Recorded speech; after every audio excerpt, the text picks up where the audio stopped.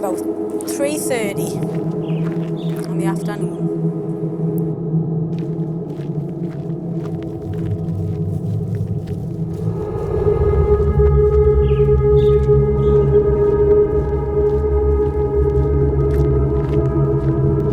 I was on my way down to check the horses and I got a call from the RSPCA to say that somebody had come in and reported a foal in distress in the field. I bred Beyli and he was 8 weeks old when he died. Yeah, he'd lived out from birth. He was out with his mum and I think at the time he was out with one of the other broodmares and another foal. Basically, he ate the turnip, it had lodged in his throat and he'd started choking. First thing I did was try to get the blockage clear in his throat and then syringe some water down to try and clear it, and I managed to get that clear, but by then he'd started to colic with the stress. He started going down and trying to roll. He was obviously in a lot of discomfort and kept trying to go down and roll while I was waiting for the vet. He was just in like a huge amount of distress. Generally, sort of before the incident, a really lovely little foal. He was really people orientated, dead friendly. Obviously at 8 weeks old he'd not seen anything of life really, but he was just adorable, dead laid back. Colic occurs, the easiest way to describe it to a non-horsey person is it's like really severe stomach ache, and it can be caused by lots of different things. You can get an impaction colic where something's stuck in the gut. You can get a stress colic, which is what Beyli had, where there's been an incident and it's sort of caused a disruption to like normal bodily processes. That's the easiest way to describe it. Not the colic, but I have had issues because of somebody feeding me horse in the past. I had a horse with a genetic condition who couldn't eat carrots or apples, anything with sugar or starch in. She couldn't eat most horse feeds that most horse owners would feed their horse. We'd had a winter where we always struggled to keep weight on her, and this particular winter she'd had an episode of tying up which was related to her genetic disorder. And every time she had an episode, we would have to drop our feed down and then we would have to start building our feed back up. And we had about 4 episodes in the space of about 3 months, and it was just on a chance conversation, actually with an equine welfare officer, that I was informed that somebody had been feeding her. Actually like a commercial horse feed, but one that was totally unsuitable for her, and this had basically meant she'd spent like 4 months suffering and nearly died as a result.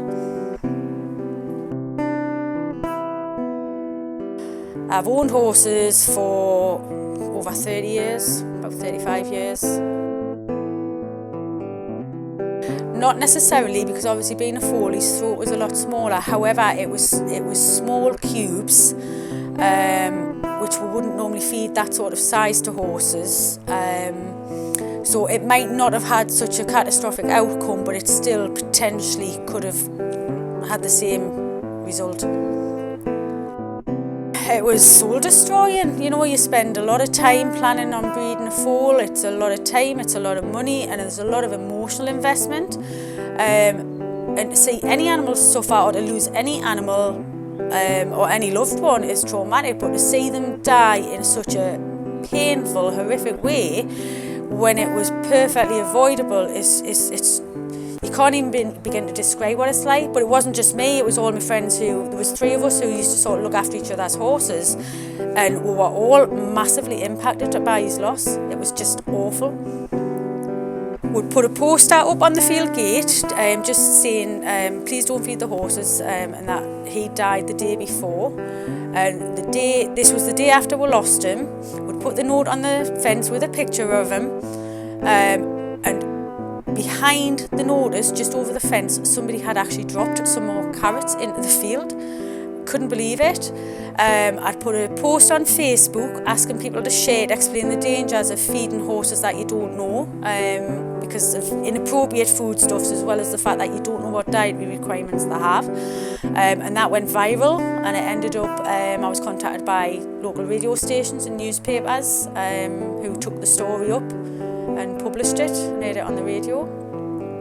There was over 63,000 shares of the post, so the social media one was the one that had the biggest impact.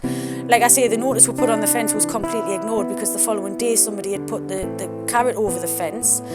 And a lot of my friends had not been aware of the dangers of feeding horses you don't know. So yeah, it did make a difference.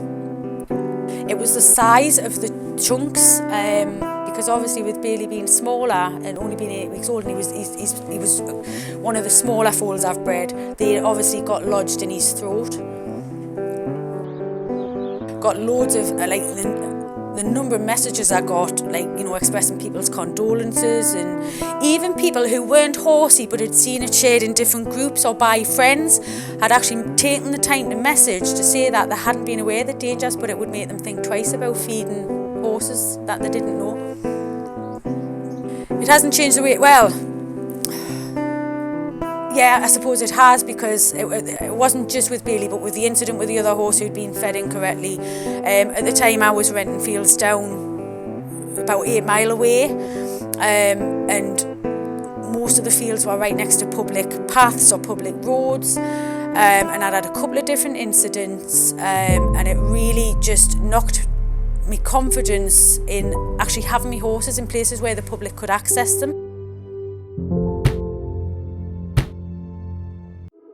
Don't feed horses that you don't know. You would not go past somebody's garden and throw their child a sausage roll, and you wouldn't go past and sort of drop a steak in for their dog. So don't do it with people's horses. You don't know what dietary requirements they've got. You don't know what foodstuffs they can and can't have, and the impact can be fatal.